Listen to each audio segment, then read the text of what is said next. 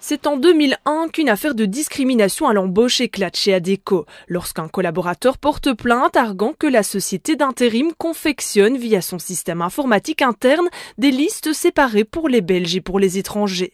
Les chercheurs d'emploi allochtones se voyaient ainsi discriminés dans 3 agences d'intérim à Bruxelles qui répondaient à la demande de dizaines d'entreprises clientes. La Cour d'appel a jugé qu'Adecco était en faute. Je pense que c'est un réel avertissement car il s'agit d'une sanction effective pour Adecco. Ils doivent payer une indemnisation de 25 000 € à l'ASBL SOS Racisme qui avait porté plainte. Il ne s'agit donc pas d'une sanction symbolique. Toutes les agences et les entreprises sont désormais averties qu'elles peuvent être poursuivies si elles font preuve de racisme. La FGTB a suivi le dossier pendant des années, également lorsqu'Adecco a interjeté appel contre le premier jugement en 2011. La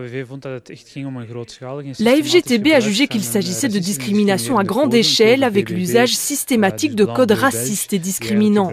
Le code blanc-bleu belge, par exemple, que l'on utilise normalement en parlant de bovins, a ici été transposé aux humains. On voulait arrêter au plus vite ces pratiques dans le secteur de l'intérim. Ce scandale a clairement endommagé la réputation du secteur. Depuis, beaucoup de choses ont été faites pour tacler le problème. Les agences doivent désormais engager une personne de confiance vers qui les consultants peuvent se tourner quand une entreprise leur demande de discriminer. La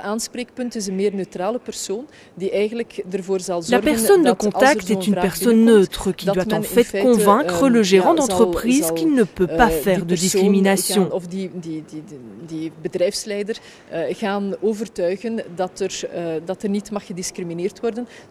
Il agira de manière très ferme. De cette façon, la pression commerciale sur le consultant diminue également. Évidemment, on s'interroge. Quelle est cette société qui, à la fois, génère de l'obésité, est obsédée par elle, puis discrimine une partie de ses membres? L'Observatoire des discriminations, en tout cas, lui, de l'Université Paris 1, a fait des tests extrêmement clairs. 2 fois moins de réponses pour les CV avec photo d'obèses et jusqu'à 3 fois moins quand il s'agit de postes pour des commerciaux.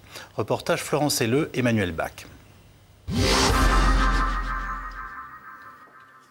4 Français sur 10, taille du 44 ou plus. Dans les vestiaires de cette agence de recrutement d'hôtesses d'accueil,